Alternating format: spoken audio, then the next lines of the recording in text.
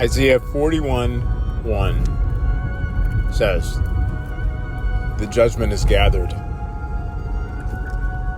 The judgment has been seated. The coastlands dissolve before the Lord,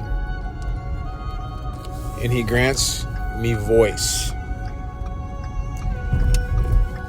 Evidently, there's an expression wherein there was previously no understanding and a muting. Coastlands are indicative of admiralty law. Coastlands are the ordinances and the precepts, the patterns of this world, wherein that we are beholden to bureaucracies and corporations and governments. And that when we step out of line and we go off the grid, there's an answerability to the state of those that bear the sword, that eventually that we're going to come before a court to be held to account. And these patterns and these precepts and ordinances they all emanate from Babylonian money magic. So where it says that the judgment sits, that explicitly, in my perception, indicates that there's a higher pattern, that the patterns of this world have come to an end, and that there is another kingdom.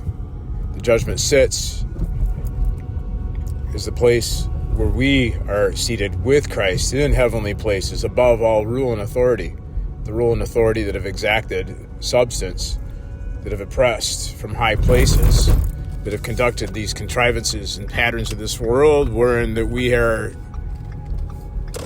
subject to bureaucrats and legalists and utilities and corporations. But now the judgment sits and we are at rest. The judgment sits and we are at rest, and we're not beholden unto them. The archons, the rulers, their powers have been disarmed by Christ, and they have no right or authority to exact substance from us anymore. So what do we do? How do we conduct ourselves when it's becoming so evident that the kingdom of heaven literally is at hand, and that these things that used to bind us are fading? I am facing some stark circumstances. I'm homeless right now. I am looking at some credit that I had to take out for car repair, and I am hearing, there are some banks that are making noise to me. Got a notification from my phone, my cell phone company, that there's an overdue balance on this. So how do we answer these conversations? Are we triggered in our emotions? Shall we be triggered in our emotions, and shall we fall back in line lest we engage this process and take it all the way to wherever it ends up in, some confrontation with the state, with those that bear the sword? It doesn't seem to have the trigger that it used to since I've become so persuaded in Isaiah chapter 41, verse 1. It doesn't seem to have the teeth, because it's almost an indifference. I feel an indifference. I feel a permission to be irresponsible. I feel like I almost feel guilty that I feel an indifference towards this, but I'm just realizing that there is something new opening up, and that this noise and these manifestations of worldly power are literally what Jesus said Paul said that Jesus disarmed rule and power. And so we are literally coming to a place where these utilities and corporations and bureaucrats and legalists all have to come to the knowledge of the truth that the puppet masters, the archons, the rule and power that have held sway upon these institutions have been severed. that they have no teeth, that they don't have the power to exact substance, that our fear can't be their food anymore. And so as I'm lifted up here, as I'm going forth, plotting my way through my life, there is another verse that comes to me that is encouraging me, because we are passing through princes as through mortar. I think that's in Isaiah 41 also, actually. We pass through princes as through mortar. I don't know, verse 12 or 13 or something like that.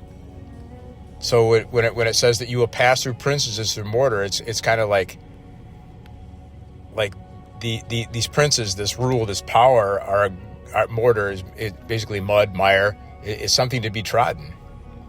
It's like we're going to be lifted up and we're going to pass through. And it's like when we pass through the gates and we enter into kingdom reality and we start responding to the resources of heaven, it's like not only is there no venom, not only is there no teeth, not only is there no power to elicit fear from us that they feed off of, but we enter into a broad space, and it's like the transformation of the earth. We start drawing from kingdom resources, and the earth is transformed, and these giants that used to hold sway, that were under the puppet strings of the archons, the strings that are now severed, are become like Joshua said, or like Caleb said when they were going to go into the land and they were facing the giants in the land. He says, these giants are going to become for us as bread.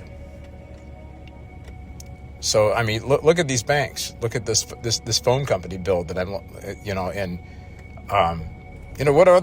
whatever other expenses or conversations we have in this current monetary system. It's like our subserviency is being usurped.